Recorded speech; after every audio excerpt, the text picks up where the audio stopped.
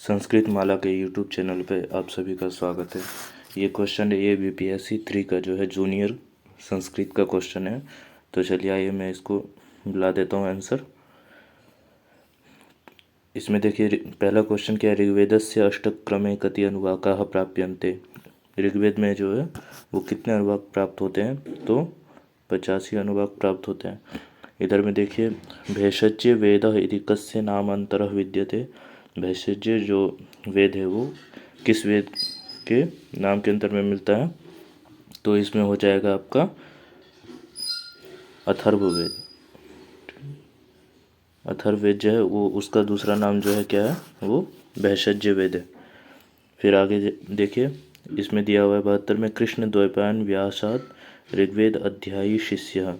कृष्ण द्वैपायन जो व्यास थे वो ऋग्वेद के अध्यायी शिष्य कौन थे। ऋग्वेद के अध्यायी, ऋग्वेद का जो ज्ञान दिया हुआ था वो किसको दिया गया था, तो पैल को। फिर इसमें आगे में देखिए उपनिषद शब्दे धातु अस्ति। उपनिषद शब्द में धातु है तो कौन सा है, तो सद धातु है।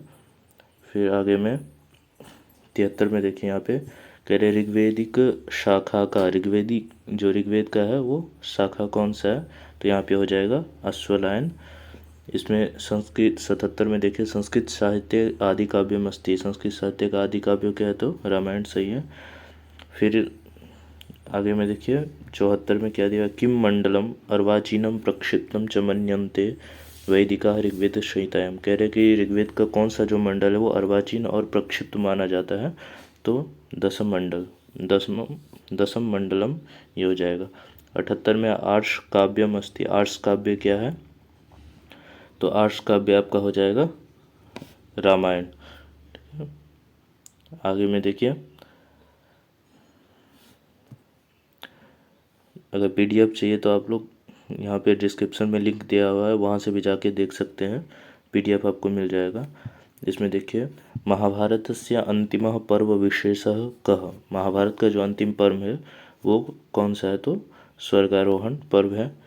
न वैस्त्राणि सख्यानि इति वर्तते ये जो पंक्ति है वो कहाँ पे मिलता है, तो ये जो पंक्ति है वो आपको पुरुरवा और उर्वशी संवाद में ये आपको मिल जाएगा। फिर आगे देखिए 80 में रामायण से मुख्य रसः। रामायण का जो मुख्य रस है वो क्या है, तो आपका हो जाएगा करुण रस। और इधर में है भगवद गीता महाभारतस्य कस्मिन् पर्वणि दृश्यन्ते। भगवद गीता जो महाभारत के किस पर्व में मिलता है, तो भीष्म पर्व में। ठीक है। इसमें देखिए 81 में महाभारत शांति पर्व से प्रतिपाद्य विषय। महाभारत का जो शांति पर्व है उसका जो प्रतिपाद्य विषय वो क्या हो जाएगा, तो मोक्ष उपयोगी उपदेश ये हो जाएगा।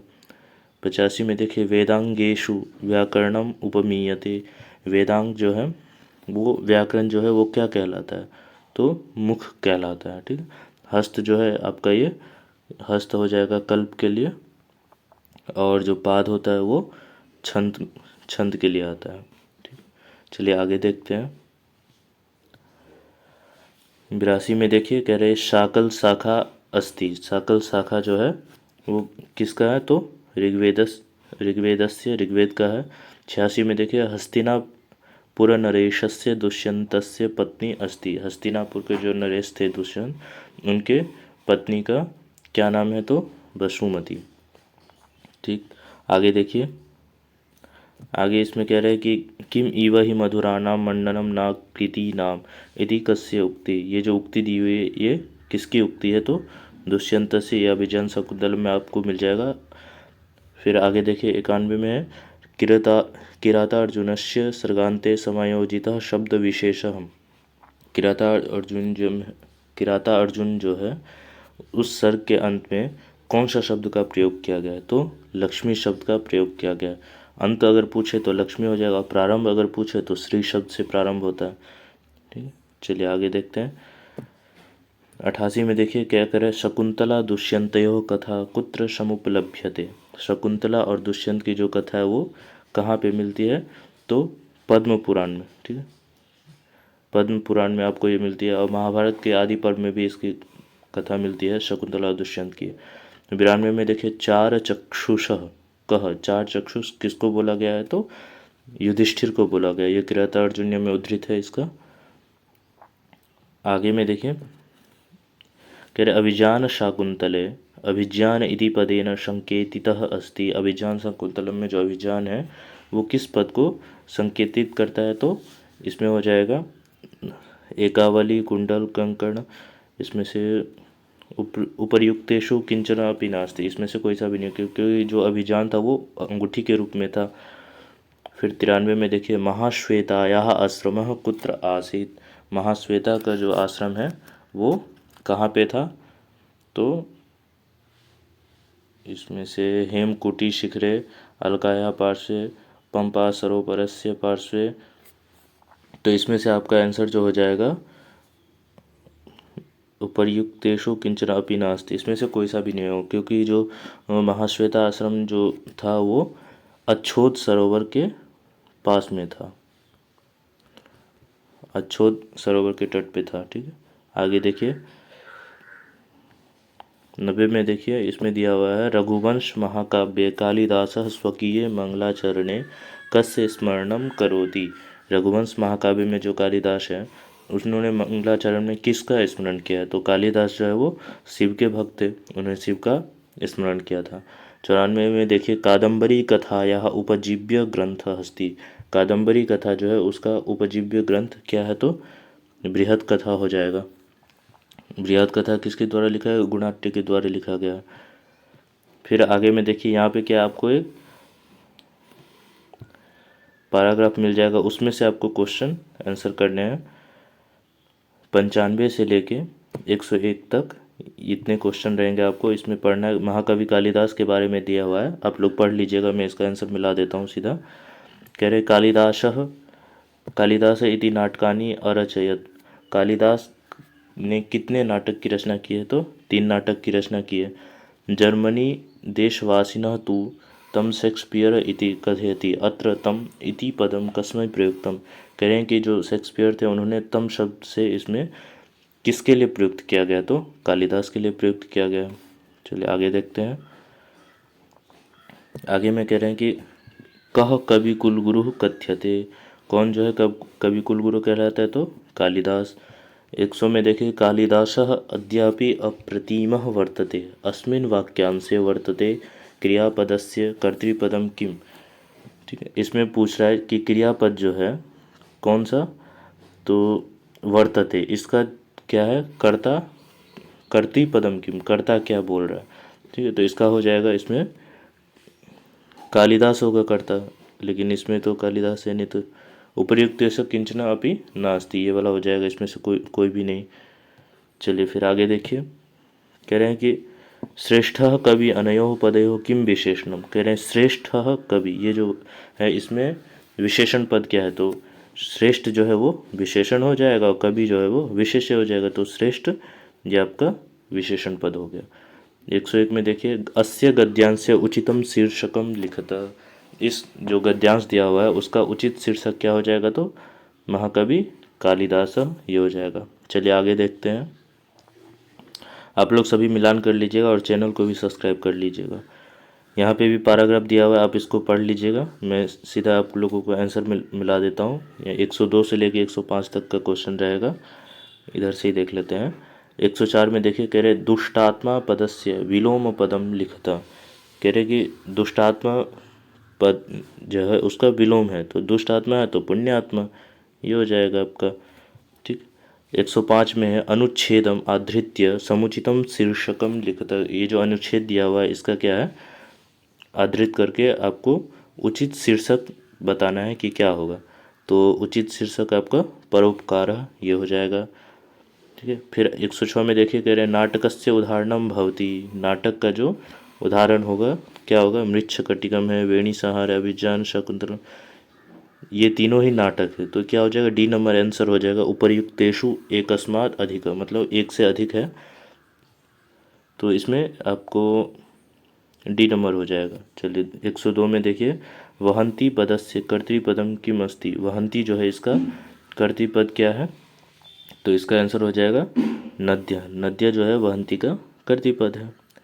107 में कह रहे कि अर्थो ही कन्या परकीय एवं इति वाक्य से कर्ता वर्तते। कह रहे कि इस वाक्य का कर्ता कौन है, तो कालिदास। युक्ति भी आपको अभिज्ञान शाकुंतलम में मिल जाएगी, चतुर्थ अंक में ये प्राप्त है। चलिए आगे देखते हैं। 103 में क्या है, शीतलम जलम अनयोः पदयोः किम विशेष्य पदम अस्ति। कह रहे कि इस दोनों में विशेष्य पद क्या है, तो इस दोनों में विशेष्य पद हो जाएगा शीतलम जलम, एक विशेष्य हो जाएगा और दूसरा विशेषण हो जाएगा। तो विशेष विशेषण तो आप लोग पढ़े ही होंगे।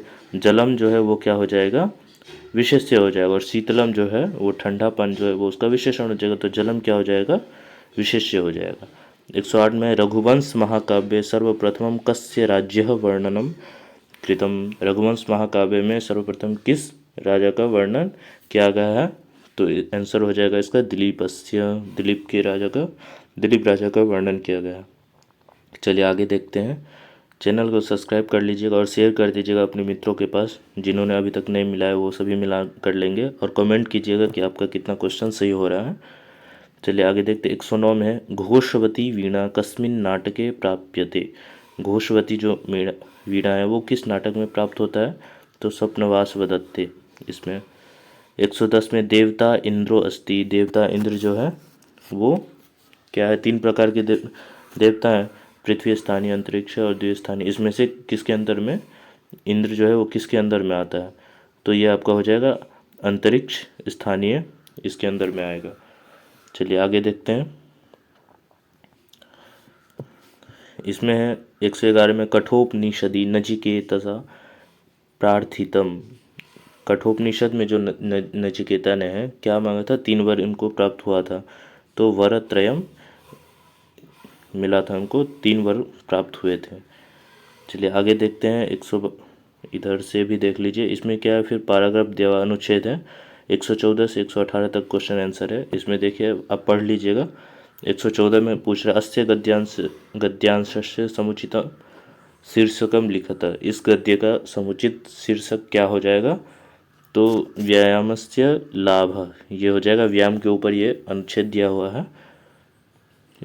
115 में देखिए धर्मस्य प्रथमम साधनम किम अस्ति। धर्म का जो प्रथम साधन है वो क्या हो जाएगा, शरीरम।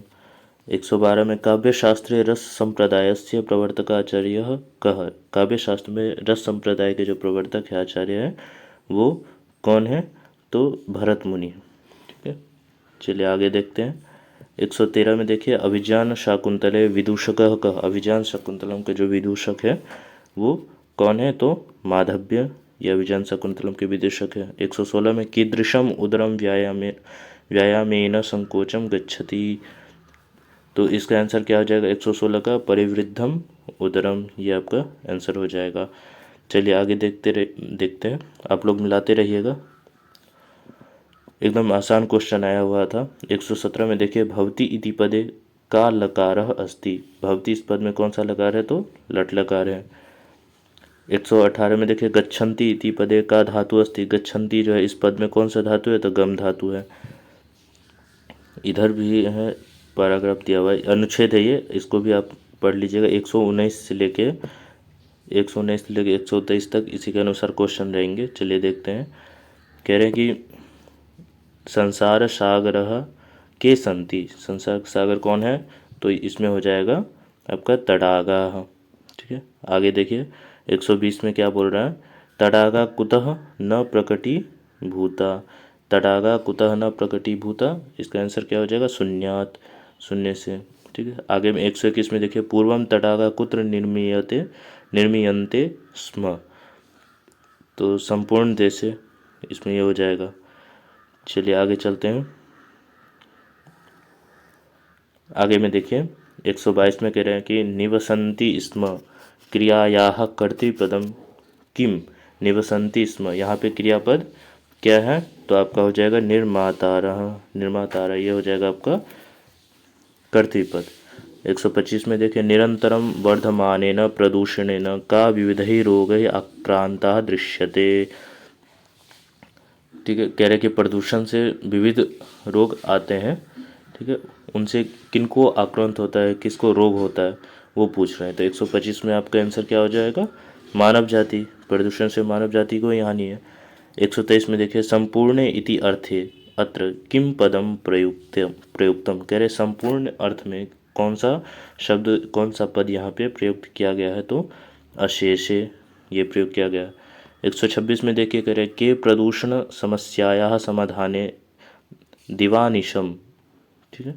कह रहे कि यहाँ पे क्या हो जाएगा, 126 का आंसर हो जाएगा वैज्ञानिका, जो है वैज्ञानिक है वो प्रदूषण के समाधान के लिए हमेशा प्रवृत्त है, लगे हुए हैं कि इसका समाधान खोजा जाए, क्या हो सकता है उचित समाधान, ठीक है। ये आपको इसमें प्रदूषण के विषय में क्वेश्चन था 124 से 128 तक। उसी में देखिए 127 नंबर में, कस्य रक्षणे अस्माकं रक्षणं भविष्यति, किसके रक्षा से हमारी भी रक्षण होगी, तो पर्यावरण के रक्षा से। फिर आगे देखिए 128 में कह रहे हैं कि स्थाने स्थाने के रोपणीय कर्तव्यम, स्थान स्थान पर क्या हमको कर्तव्य, रोपने का कर्तव्य करना चाहिए, तो वृक्ष, वृक्ष लगाने से ही जो वायु है वो शुद्ध होगी, पर्यावरण शुद्ध होगा, तो हम लोग जीवित रह सकते हैं, ठीक है। आगे में देखिए, उपर्युक्त गद्यांशस्य उचितम शीर्षकम लिखत, ये जो गद्यांश है वो किस विषय में दिया हुआ है, तो पर्यावरण के विषय में, प्रदूषण के विषय में, ठीक है। तो इसमें क्या हो जाएगा, पर्यावरणम, ये हो जाएगा आपका उचित शीर्षक हो जाएगा। चलिए आगे देखते हैं। अब यहाँ से व्याकरण के कुछ क्वेश्चन हैं, देखिए प्रश्न आए हुए व्याकरण से। वृद्धि संज्ञा विधायकम सूत्रम अस्ति, वृद्धि संज्ञा विधायक सूत्र है वो कौन से हैं, तो वृद्धि रेचि, वृद्धि यस्य चामा चामा तिस्तद वृद्धम रिजर वृद्धि उपर्युक्तेषु एकस्मात् अधिकः, इसमें से क्या हो जाएगा, ई नंबर हो जाएगा, इसमें से कोई सा भी नहीं है, ठीक है। वृद्धि संज्ञा विधायक कोई सा भी नहीं है, क्योंकि वृद्धि संज्ञा विधायक सूत्र है वो वृद्धि आदेश होता है। चलिए 133 में देखिए, कर्म संज्ञा इति वार्तिकेन, कर्म संज्ञा वार्तिकेन क्या हो जाएगा, तो यहाँ पे द्वितीय विभक्ति होती है। 130 में देखिए, प्रगृह संज्ञा केन सूत्रेण, प्रगृह संज्ञा किससे होती है, तो इदुदे द्विवचनम प्रगृहम, इससे होती है, लेकिन यहाँ पे नहीं, ऋत्यकः प्लुत प्रगृह चिनित्यम अप्लुतवत उपस्थित उपयुक्त, इसमें से कोई भी नहीं होगा, ये वाला ऑप्शन जो ई नंबर है ये ऑप्शन हो जाएगा। विशेष संज्ञा विनिर्मुक्त, 134 नंबर में क्वेश्चन दिया है, विशेष संज्ञा जो है विनिर्मुक्त है, ये किस में हो जाएगा, 134 में भी इसमें से आपका कोई सा भी नहीं होगा, उपर्युक्तेषु किंचन अपि नास्ति, ठीक है। आगे देखिए 131 में, आ ऐ औ इति वर्णानाम का संज्ञा, ये जो है वर्ण, इनकी क्या संज्ञा होती है, तो वृद्धि संज्ञा होती है। 135 में, प्रायेण उत्तर पद प्रधान, प्राय उत्तर पद जो प्रधान होता है कौन सा होता है, तत्पुरुष समास होता है, ठीक है। 132 में देखिए, यकारस्य संप्रसारणम किम अस्ति, यकार का संप्रसारण क्या होगा, तो इज्ञण संप्रसारणम सूत्र भी है, तो यहाँ पे क्या हो जाएगा, ई हो जाएगा यकार का संप्रसारण। 136 में देखिए, असत्यम इत्यत्र कह समास, असत्य में जो है, असत्यम में है यहाँ पे कौन सा समास है, तो नहीं तत्पुरुष, न सत्यम असत्यम। आगे में देखिए 137 में कह रहे हैं, छंद शास्त्र से आदि आचार्य कह, छंद शास्त्र के जो आदि आचार्य कौन से हैं, तो पिंगल मुनि हैं। 141 में देखिए, यास्यत्यपद्य शकुंतला इति हृदय संपृष्टम उत्कंठ्या लक्षणम किम, यहाँ पे लक्षण पूछ रहा है, यहाँ पे कौन सा छंद है इसका लक्षण पूछ रहा है, तो यहाँ पे आपको क्या हो जाएगा, शार्दुल विक्रीडित, ये आपका छंद है। चलिए आगे देखते हैं 138 में, जगतः पितरौ वंदे इत्यत्र किम छंदः, देखिए यहाँ पे जगतः पितरौ वंदे इत्यत्र किम छंदः, इसमें 138 में जो पंक्ति दिया हुआ है इसमें कौन सा छंद है, तो अनुष्टुप छंद है। फिर आगे देखिए 142 में क्या दिया है, नव पलाश पलाश वनम पुरः स्फुट पराग पराद पंकजम, इस श्लोक में कौन सा अलंकार है, तो यहाँ पे आपको देखिए 142 में कौन सा यमक अलंकार है, ठीक है। आगे में देखिए कह रहे हैं कि पादांते पाद मध्य व अल्प विराम भवति, ठीक है, पद के अंत में, पाद के मध्य में अल्प विराम होता है, किस में होता है, तो कौन से अलंकार में होता है, तो यति में, ठीक। फिर आगे में देखिए 140 में, अर्थो ही कन्या पर किय एवता मध्य संप्रेषय, इसमें कौन सा छंद बोल रहा है, क्या छंद है, तो इसमें हो जाएगा इंद्रवज्र, सी नंबर आंसर सही हो जाएगा। इधर में देखिए 143 में क्या बोल रहा है कि अधस्तन युग्मानाम समीचीनाम तालिकाम चिनुत, इसको सही से मिलान करना है। तो कर्मधारय समास, और कर्मधारय समास किस में है, इसमें से आपका हो जाएगा कृष्ण सर्प, इसमें हो जाएगा कर्मधारय समास। अव्ययभाव समास है तो अव्ययभाव समास किस में हो जाएगा, निर्मक्षिकम में हो जाएगा। द्विगु समास है वो किस में हो जाएगा, त्रिभुवनम में। बहुब्री है पीताम्बर, तो इसमें से हो जाएगा एक चौथा, एक और चौथा की सी में, ये आपका राइट आंसर हो जाएगा सी नंबर। चलिए आगे देखते हैं। 144 में देखिए कह रहे अधस्तन युग्मानाम समीचीनाम तालिकाम चिन्हत, सही से इसको भी मिलान करना है। सहरी, यहाँ सहरी में कौन सा समास है, तो आपका हो जाएगा सहरी में समास अव्ययभाव समास। कंठे कालः, कंठे काल में बहुब्री समास हो जाएगा। पणिपादम, पणिपादम में द्वंद्व समास हो जाएगा। और अनश्च में नहीं तत्पुरुष हो जाएगा। तो एक का चौथा इसमें भी सी नंबर जो है वो आपका सही हो जाएगा। चलिए 147 में देखिए अनुक्ते कर्मणि का विभक्ति, अनुक्ते में कर्मणि इसमें कौन सा विभक्ति होगा, तो द्वितीय विभक्ति होगी। फिर बोल रहा है 148 में गुण संज्ञा विधायकम सूत्रम इदम वर्तते, गुण संज्ञा विधायक सूत्र है वो क्या है, तो अदेंग गुण, ये है गुण संज्ञा विधायक सूत्र है। चलिए आगे देखते हैं। कह रहे हैं कि 145 में अनुरूपम इति अस्य पदस्य विग्रह वर्तते, इस पद का विग्रह बताना है, तो क्या हो जाएगा, रूपस्य योग्यम अनुरूपम। 149 में कटे आस्ते इत्यत्र कीदृश आधारो वर्तते, यहाँ पे बोल रहे कटे आस्ते, इसमें कौन सा आधार है, तीन प्रकार के आधार, औपश्लेषिक वैषयिक अभिव्यापक, तीन प्रकार के आधार होते हैं, इसमें से पूछ रहे कौन सा आधार है, तो औपश्लेषिक यहाँ पे आधार दिया हुआ है कटे आस्ते में। 146 में देखें कह रहे कि हलो अनंतरा इति सूत्रेण का संज्ञा, इस सूत्र से कौन सी संज्ञा होती है, तो हलो अनंतरा संयोग, संयोग संज्ञा होती है, लेकिन यहाँ पे संयोग तो दिया हुआ नहीं है ऑप्शन में, तो इसमें से क्या हो जाएगा आपका, इनमें से कोई भी नहीं, तो उपयुक्तेषु किंचन अपि नास्ति, ये वाला हो जाएगा। चलिए लास्ट है 150 नंबर है, लास्ट वाला हम देखते हैं क्या है। तो कह रहे संधि अक्षराणि कति, संधि अक्षर कितने होते हैं, तो चत्वारि संधि अक्षराणि संति, चार संधियाँ होती हैं। तो इस प्रकार से मैंने आपको इसका आंसर की मिला दिया है, आप लोग देख के मिलान कर लीजिएगा और सभी लोग बताइएगा कमेंट करके आपका कितना सही हुआ है।